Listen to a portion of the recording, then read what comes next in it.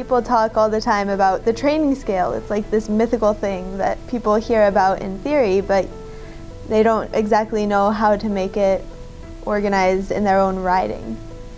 Because if you look at anything you're doing, you can somehow incorporate the training scale into it, and if your mind starts to do that, it'll make your riding better. A horse who is following the principles of the training scale will be, well, again, in order, they'll be rhythmic, which encourages them to be more relaxed, which will allow them to give you a better feeling of connection and more throughness, moving on to more impulsion, meaning the bouncing, the thrust that you want, and then finally becoming aligned underneath you and then allowing them to lift the forehands. And that's like the purpose of dressage. It's helping a horse be even better than it's born, basically. Helping it be the best it can be again.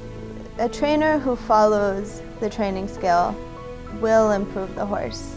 As the horse, like let's say you start out with a young horse, or maybe a horse that isn't trained, or isn't trained for dressage even, like a horse that's done hunters or eventing or something, and you start to be suddenly really picky about the parts of the training scale. So we start again at the bottom with the rhythm.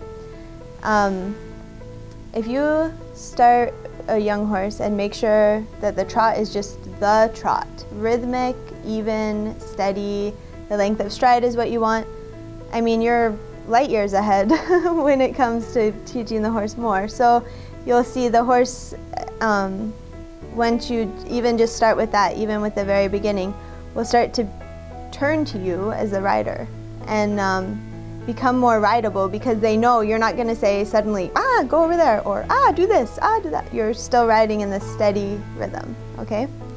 And then, because the horse is so much more confident, they're relaxed. It allows them to give you that round feeling in the top line, which is called longitudinal suppleness, but also laterally, like you start to find, since the horse is standing on his own four legs, it's as easy to bend him left as it is to bend him right.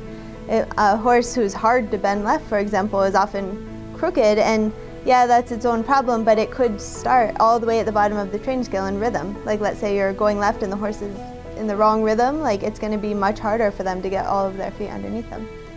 So you'll have a horse who's suddenly more comfortable, more fun to ride, more confident in the riding.